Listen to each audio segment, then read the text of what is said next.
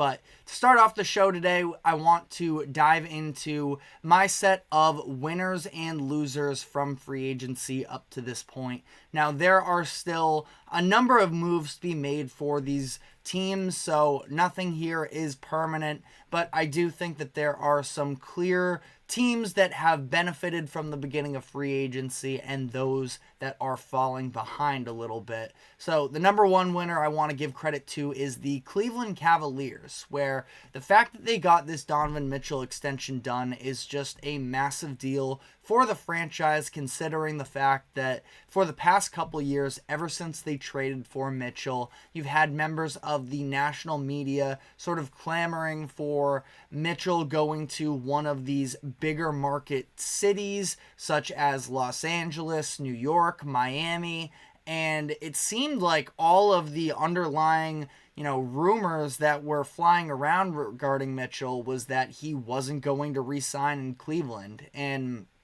that was going to lead to a little bit of a messy offseason. Now, I still don't think it's necessarily, green grass from here on out for the Cavaliers, but at least they were able to retain superstar talent, where Mitchell very easily could have publicly gone about his business and said, trade me this offseason or I walk next summer. And that's something that, especially in the NBA, isn't necessarily unheard of. So the fact that instead he sort of leaned into the Cleveland situation here and is re-signing is a big deal for them. Now, we talked about this yesterday. Also, the fact that this is a little bit of a shorter extension, so he's going to be under contract for the next 3 years, I believe it is, and then is going to have a player option headed into the summer of 2027,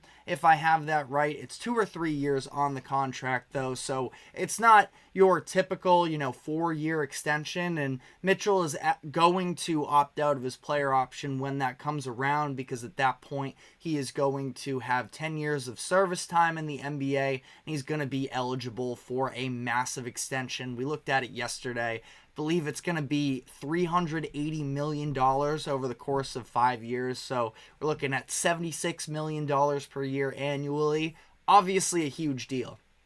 And Mitchell's going to want to cash out on that. Seems like the Cavaliers were sort of in step with him in terms of setting up this most recent contract extension to get him to that 10-year, max contract, the Supermax, as soon as possible. So, both the parties are aligned here. There's still some questions in terms of what the future of this team looks like with Mitchell, Garland, Mobley, and Allen, but this is a big win for them, and it doesn't help, or I should say it does help that along the way, some of these other teams sort of fell out of the picture. Brooklyn decided to blow up their team, in part with the Mikal Bridges trade to New York that ultimately kind of eliminated him too. I don't know if the fit between Brunson and Mitchell ever really made sense, but that obviously closed the door there. Lakers didn't have the money to make it happen, so ultimately, again, I don't think that everything is answered for the Cavaliers, but this is a big-time win for them.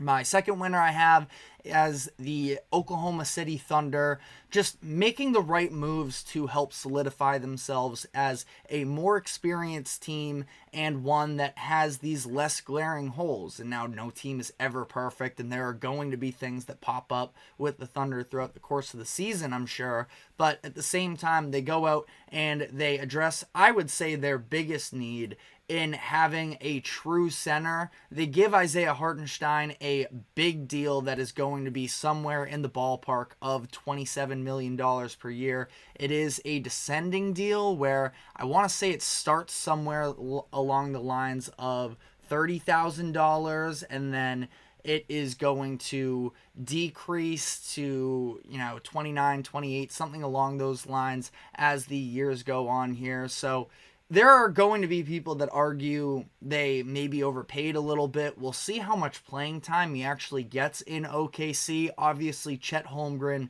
is going to be the featured center for them, but Hartenstein just provides at least a wild card for them to play, especially when they go up against some of the bigs in the Western Conference, talking about Nikola Jokic, the size of the Minnesota Timberwolves with Karl Anthony Towns and Rudy Gobert, even the Lakers, if you want to throw them into the conversation with Anthony Davis, LeBron James, not a traditional big, of course, but somebody that I think would have sort of run through that OKC defense into the paint last year. And now they at least have an option in there in Hartenstein, and I think he's going to fit in decently well into their offensive scheme as well.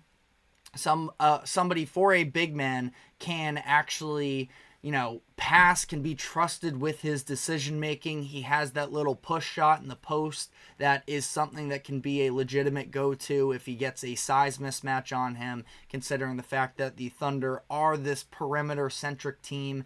Having a little bit of a traditional, banging down in the post big is not a bad thing for them, no matter what. And I know it's not technically free agency, but they did also make the trade of Alex Caruso in exchange for Josh Giddey, which I love on their behalf, talking about adding a perimeter defense player.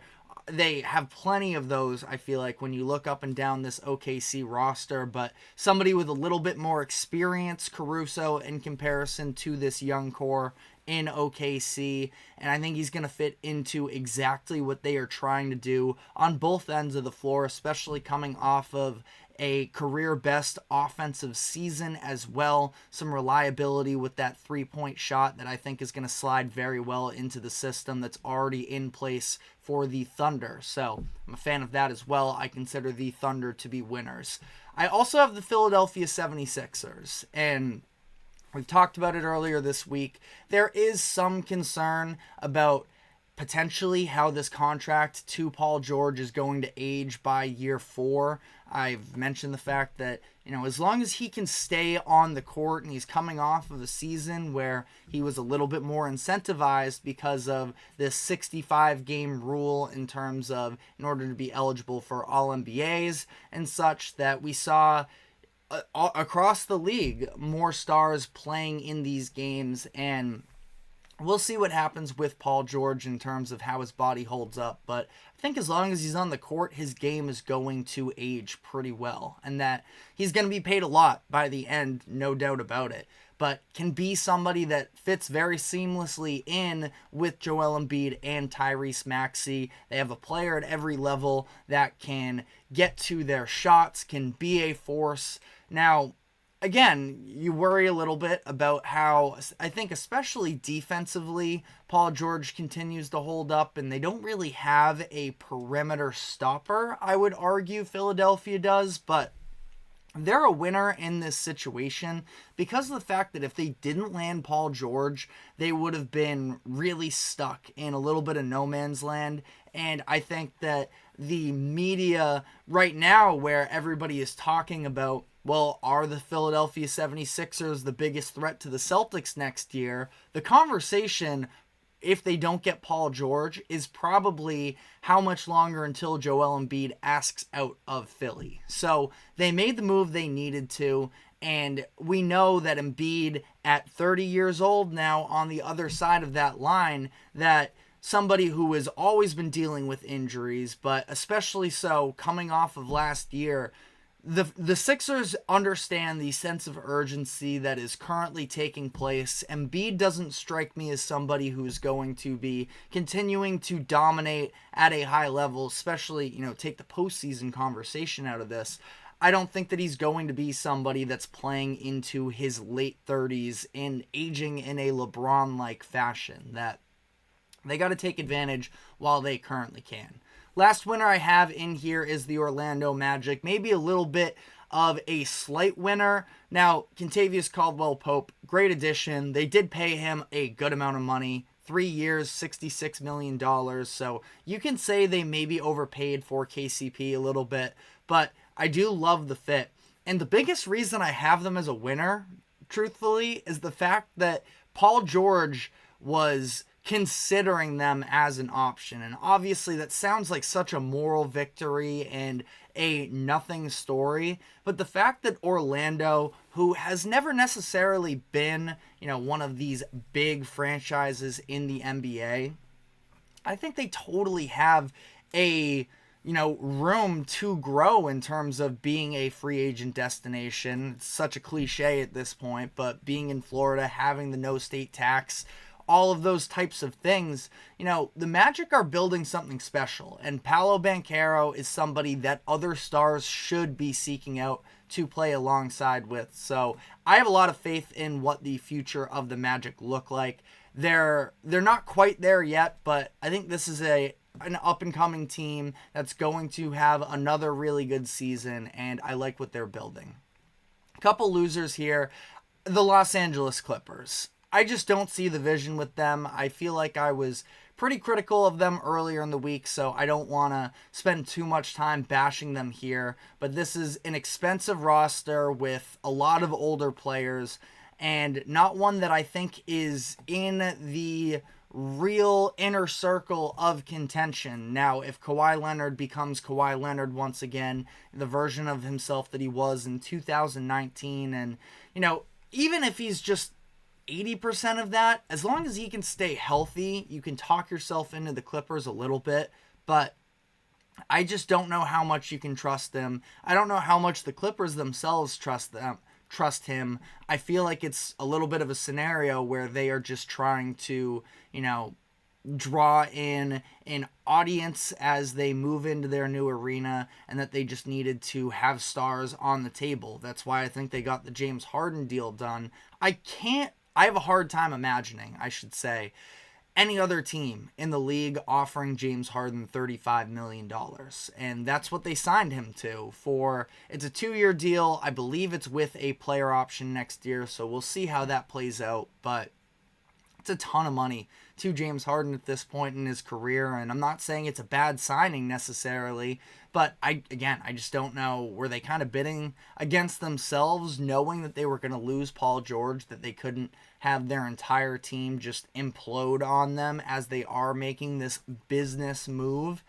I don't think that they're easily not a top 4 or 5 team in the Western Conference to me. I have the Nuggets, Thunder, Timberwolves, Mavericks, and even the Pelicans as definitively better than them, at least in my eyes. I know that Pelicans pick especially could age poorly, but I still believe in what New Orleans has. The Grizzlies could definitely be better than them. You could throw the Suns, the Lakers, the Kings, all as teams that could surpass them next season. And then even some of these teams that, are on the outside looking in, the Warriors, the Rockets, I can't say definitively that the Clippers are going to be better than them in the regular season next year. There's a chance they don't even make the playoffs. So I don't feel good about the Clippers. I've said that before. Again, not trying to bash you guys, Clippers fans, but I don't feel good about the situation at hand. And then the last loser, I'd say slightly, is the Milwaukee Bucks. Another thing I've talked about earlier this week, the fact that they really didn't have a lot of options, but still it just seems like this offseason is passing them by. And I do like DeLon Wright. I feel like with a full season under one team, he could possibly establish a little bit more of a role for himself than he did in either of his spots last year when he ended up moving to Miami halfway through the year. I think he's a good player. I think he's just a reliable pro, and that he is going to have some type of a role with Milwaukee. Now it's just going to be a matter of what the Bucks choose to do with their current players that they are yet to re-sign: Jay Crowder, Patrick Beverley, and Malik Beasley. But we'll see what they do on that. That could definitely sway my opinion as well. But that is all I have here for winners and losers. Again, I don't like to... There are a bunch of teams like the Warriors and the Lakers where they get a lot of attention, but I don't know if there was anything else they could have done. And that is in large part because of some of the expensive contracts that are on the books, and we see these teams approaching the second luxury tax, and the Lakers actually just officially went over that second apron in the luxury tax because they just signed LeBron James to a new contract extension. So I want to touch on that the idea behind, LeBron potentially taking a pay cut, then ultimately deciding that he didn't want to, and sort of where that leaves the Lakers now headed into next season. But before we do so, we're going to take a quick break. Don't go anywhere. We will be right back.